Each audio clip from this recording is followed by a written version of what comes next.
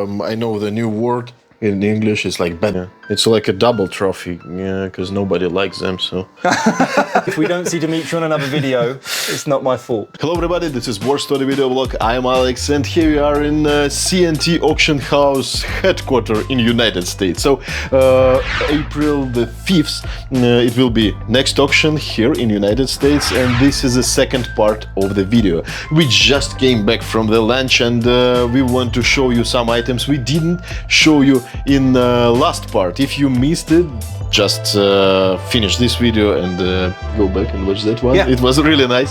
And actually we have here really nice collection of police headgear. We can see here General Luftwaffe, we can see here naval officer, we can see here leader of Hitler Youth, visor cap, and also really nice items we can see here. We will show it to you closer, and I asked Matthew to explain to our subscribers, to you, details about all this stuff in English, because Matthew, native speaker, so it would be great to speak him. So let's get going, it will be really cool.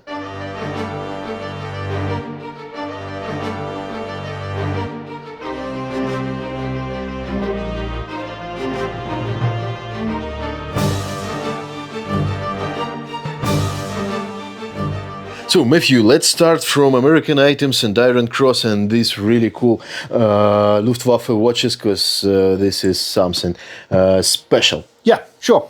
Well, this is, again, we've mostly shown you Third Reich and World War II German items. So this is something I mentioned to Alex. I really wanted to show all you viewers of the WarStory video blog. Some of you may have seen these before, some of you may not have done. So this is American World War I helmet here. And it's what's known as the, well, by collectors' terms, as from the range of experimental helmets. This is known as the number 8 experimental helmet, and they were manufactured by the Ford Motor Company. And as you can see, they almost look like the medieval style knight's helmet with the visor, shield here. But again, nice having all this rough textured paint that you'd expect to see on a normal American sort of M17 steel helmet. And as I sort of turn it up here, you see they've got this liner system inside and a webbing type strap with the typical American hook clip fitting. Now, these were made in very, very short numbers, and they were produced right at the end of World War I in 1918. They produced a whole different raft of experimental helmets the Americans trialled and put together for their troops, but obviously when the war ended, production ceased, and many of them didn't come into fruition really. So, but this is a nice, I think this is probably the most desirable of the so-called experimental helmets, and it's just a really cool looking steel helmet. It's like, I know the new word in English is like badass. Look badass. Is it correct? It's a very American term, badass. Yes, yes. So, what else? We can see here really nice and in mint condition Iron Cross and Knight's Cross. Yeah. Knight's Cross of the Iron Cross, probably one of the most famous awards of World War II Germany, and you're not going to find a nicer one. If I'm honest with you, you're going to very much struggle to find a nicer one. So it's a Junker made, what's known in collecting terms as the Lazy 2. But again, lovely finish, all marked, and hopefully you can see, minus my hands, you can see the 2 where it's almost lying on its back. So collectors have called it the Lazy 2 type. And again, nice silver frame. But all the finish is still remaining on the award. It's just a really super example of a desirable World War II German award. Still in the original case, with the neck ribbon, and then the added bonus of the original card outer case, which again you see has got the CE Junker makers details on there. Interesting. Yep. And those watches? Yep, Luftwaffe. Yeah. So Luftwaffe Observer's watch. This is the large scale. See if it can, perfect for my wrist. So. Yeah, because usually they worn it on the gear and yeah, exactly. So they were much bigger. And the gloves. Yeah, no, over the gloves, etc. But nice with the luminous dial, as you can, hopefully you might be able to see, still ticking, still working. Nicely marked all on the edge here. And there is interesting story about it and interesting details. If you have flight, you have to get it like a personal weapon, and then you have to give it back. Give it back and return it. Yeah, return it to the office. These are really, really desirable, and you've probably seen a lot of the modern watchmakers are actually still copying this style of what they call the big pilot or the big observer watch. So really, it's something that's never gone out of fashion, even since the 1940s. So yeah, really, really, really nice example. Yeah, and also headgear exist here, and probably let's start from these items. This is a tanker helmet, looks like Shashka style. So this is. Most people are aware of the Panzer Berry, so the normal black berry that the Panzer troops, German armoured troops wore. Well, this is the probably rarer, maybe not as desirable, but is certainly rarer, the winter version of that Panzer Berry. So again, it has the rabbit fur sort of front and side pieces, but still with a hard shell berry liner system, and interior here with a nice leather sweatband and G.A. Hoffman label, same sort of similar label to what you see in the actual normal black Panzer berets. But it's just a really quite nice example of this. And like I say, they are quite rare to find now, the winter ones. Yeah, it looks fancy. You know, yeah. And actually this one is naval administration. Yeah, so then this is for tropical use. So this is a naval administration sun helmet or pith helmet, depends how you wish to call them. But again, with the nice silver wash naval eagle to the front. It's quite possibly French made. A lot of the naval equipment was French made and French produced, or even French material that was captured and reused by the Germans. If you look, the style is slightly different to a standard sort of German sun helmet. It's much more rounder, which is very typical of French pieces. So, but again, very nice, nice scarce piece of tropical headgear. And those three. Yep. Well, we mentioned this in, I think we mentioned this in the first part one, I think, Alex, didn't we? So this is the summer hats that we showed you in part one. Now this is the one for a general. As you can see, beautiful gold bullion wire insignia, gold bullion wire cap cords. You know, generally it's no different really to an officer's, other than the gold insignia and the gold piping to the band. But again, like we showed you with the other ones, nice private purchase interior, Clemens Wagner maker mark, and a nice typical leather sweater. A little bit of damage, but you know, it is an original original cap for a Luftwaffe general. And the summer pattern ones are a lot rarer than the standard blue type ones. Yeah. And this one, naval officer. Yep. So this is now naval captain rank. Again, typical lining of a naval cap. So nice big top, bullion and celluloid insignia, bullion work to the peak. So for rank of naval captain, and again the special pattern naval chin strap. Yeah, you can see it. Yeah. This one is really cool. And again, most original Navy hats always have the grey sweatband and the blue lining. You know, sometimes you find Navy caps with different types of liners, especially if they're like, again, another private purchase. But what collectors like to see are the grey sweatbands and the blue cloth linings. I really like that part of our work, that we can really touch a lot of material and get all this experience. You know? Yeah, so, yeah. We're very fortunate. We're lucky what we do for a living. yeah, without doubt. So, and this one is also really rare cap. This is Hitler Youth Officer and leader. Yeah, Hitler Youth leader. Yeah, leader. Leader officer. Again, like we said in the other video, English and American terms. We sometimes would say leader. Leader is more correct, because they didn't have officers for political and party items. It was like Führers. Exactly. So you're right, absolutely right. But for terms, usually people just say officers. Yeah. That's why. Also repeated.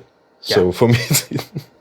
But again, it's a nice one, obviously with the black velvet band. Nice early eagle. You know, with the silver frosted over the top. a nice enamel cap diamond. So, Yeah. but again, it's one of the rarer German Third Reich organisation peak caps you can find. The Hitler Youth leader. Yeah, it was not many of them, and actually, Hitler Youth, it was like last soldiers, yeah. But when they left. The Hitler Youth obviously famous for being defenders of Berlin. So, and a lot of the German cities, as that in 1945, when the advancing Allied troops were coming from both fronts, the Hitler Youth and the Volkssturm were really there to defend Germany and the German Reich. So there's lots of wonderful original film of the Hitler Youth in action. Right at the end of World War II. So yeah, Hitler Youth stuff has got a very big collecting field because of that, I believe. Yeah, sure. And there is another really big collection field. This is a tropical item. So here we can see tropical cap, and it's very popular, especially here in the United States, I guess. And this is like tropical and or late period belt. Yeah. So it's nice. Yeah, the tropical stuff is very popular throughout the world, but mainly I think because obviously the Americans fought in right at the end in the North African and Italy campaign, and so did the British. Were famously there and defeated Rommel in North Africa. So there's lots of collectors in the United Kingdom, America, and also in Italy, because obviously the tropical uniform and clothing was worn in the Italian campaign as well. So it does attract a lot of collectors from 3 major collecting parts of the world. Yeah. That's true. So, and this is very interesting also for Russian-speaking audience. For example, in Crimea, German troops was the southern front. Yeah, also is tropical stuff. Sure. Yeah, and another big collector field. This is police items and police. Yeah. Police. So yeah, what we've got here is probably this is obviously a little bit more common. You do see these. So this is the enlisted ranks.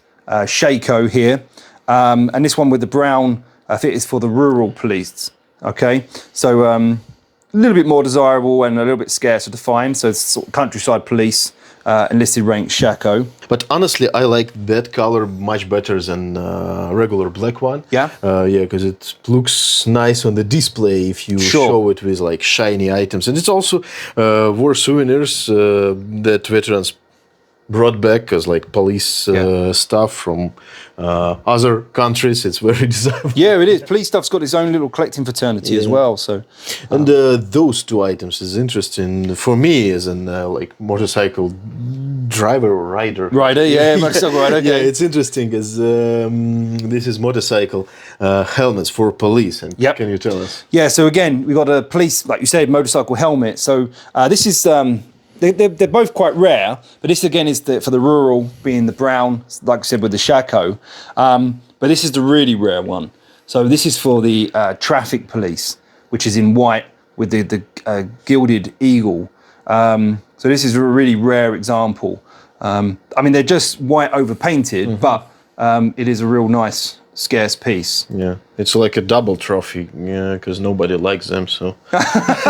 I'll let you say that, Alex. So is it not allowed to say it in England? Yeah, no, you are.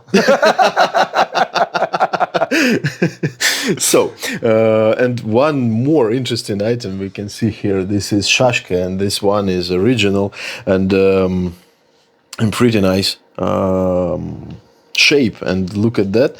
If you check this screw, and that point that this Shashka has never been apart, this is a very important, because sometimes people want to take 2 bad Shashkas and create one good out of those 2. So this one is really nice, and I see it. And actually there is original tassel here for this model and original scabbard in original patina. So this one is in really good condition, and there is also one detail here. You can see it's not common. Here you can see like small stars, and they are repeated. Repeated on all parts of scabbard. That is interesting. And look inside. Can you show us? Sure. Here we can see original blade, and this blade stamped by 19 41. Actually, it's a very desirable year because 1941, this is a year of invasion, German invasion to Soviet territory. And on the blade also we can see dedication. Can you translate? It's something So about it's general. so to our captain, our Rittmeister of the Partisan Jäger 6, January 1943. We haven't been able to find anything out about Partisan Jäger number 6, and it's quite an unusual way it's done, which is quite intriguing, really. So we unfortunately we got this quite late in the cataloguing stage, so we've not been able to do an awful lot of research, but we've tried to find out some information about the unit because there was lots of little anti-partisan type units set up. So we're not sure whether this sword was originally belonging to a Soviet soldier who maybe defected to become one of the foreign volunteer units in the German Wehrmacht, quite possibly, or was a captured Russian sword that was presented to maybe a German officer. It did come from a very well-known American sword and dagger collector here, and it was featured in a real early collector's magazine publication called the Military Advisor. So some older viewers, or maybe of your video blogs, Alex, have maybe used to subscribe to that magazine, and they may have even seen the article when it was originally published. Yeah, if you find this article, it would be great to see it. And that's really interesting, Shashka. And for me, it's most important in this Shashka that it's never has been apart. Yeah. And actually, nobody knows what particular year this dedication has been like signed. But anyway, we can see it on original and untouched item. Because for me, the red flag for these items, when it's like item that has been played. Yes, but this one has not, so that's cool. By the way, what is start price for this one? I think it's $2,000 dollars. Lot 230 in the auction. So I really like how it looks like, and actually there was few more Shashkas with German commemorative dedications I saw, and also I want to buy items like that only if it has never been apart, because for like regular stuff, for cheap broken Shashkas, it's like there is a reason to sign it, but of course, that's a cool one. So what else do we have here? Here, 3 more visor caps we have, and let's. So again, going back to the police phrase. So you've got this is an early pre-Third Reich period for the Landpolizei. So you can see an earlier style peak cap, which has obviously then been worn into the Third Reich era. So it's got the Third Reich insignia. And then as we move on around, you've got the standard police peak cap, and then the extremely rare summer issue peak cap with the white top. You can see both of them have got the green piping. But this one is the really rare summer issue one. That's interesting. And what is inside? Oh, wow. Yeah, really super. I mean, obviously a little bit of staining from wear, but a really rare peak cap. Yeah, then it, how to call it, like sweat? Sweat staining. Sweat staining. Yeah. Yeah, that's cool. Yeah. So here we can see a couple more. This is what I mentioned to you in the video, the flag that we said we wanted to show you. So again, a real iconic item from the Third Reich, which is the Deutschland Attack standards. Now, many of you have probably seen all the videos and the films of the early Third Reich rallies, where these would have been flown along with the very impressive eagle banner tops. And it was like a legend, but probably it's not a legend, that Hitler touched everyone,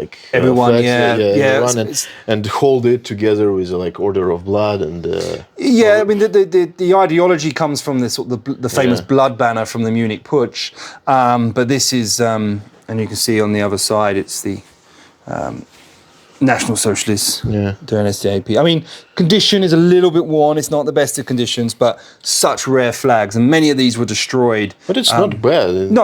It's not terrible, but many of these, like I say, probably it's like a for this material, for this kind of material, it's like maybe 7.5 or 8.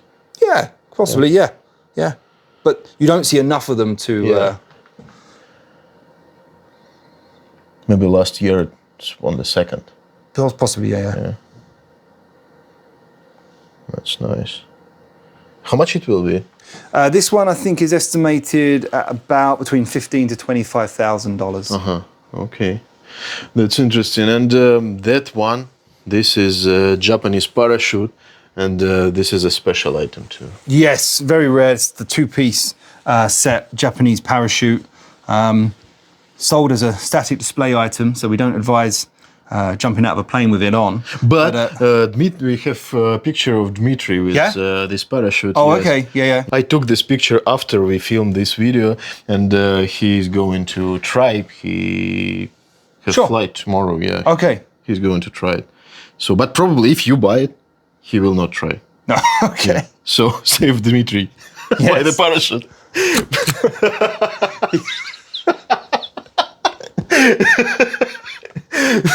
If we don't see Dimitri on another video, it's not my fault.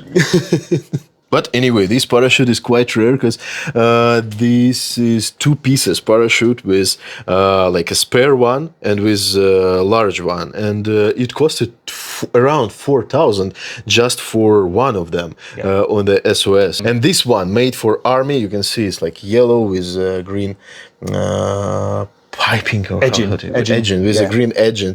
So this one is really desirable because it's like a matching set of the parachutes. So why this one is so rare? Because mostly Japanese paratroopers didn't use the spare one because they was not that tall. Is it political incorrect enough?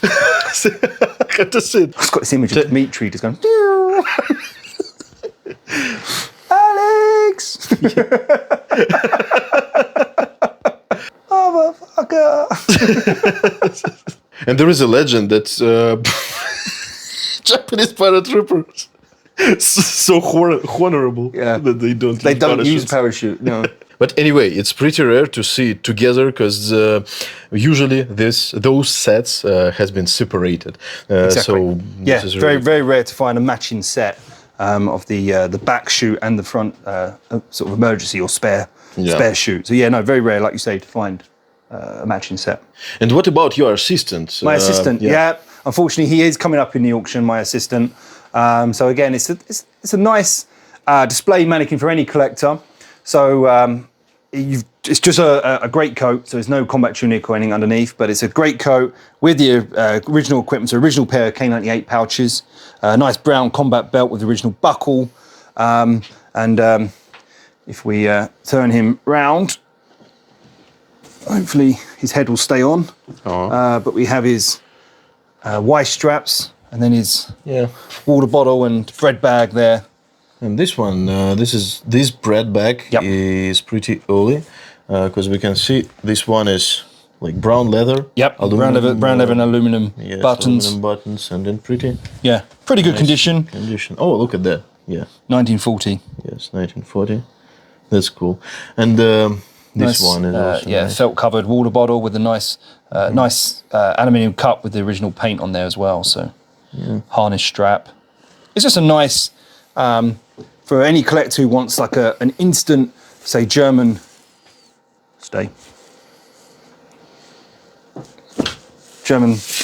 soldier. Yeah. You've got him there.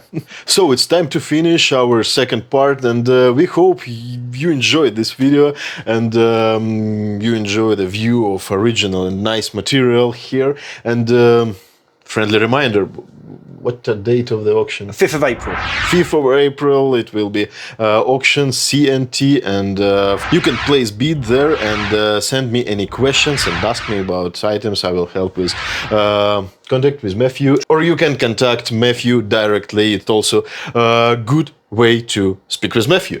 Sure. So now we have to finish.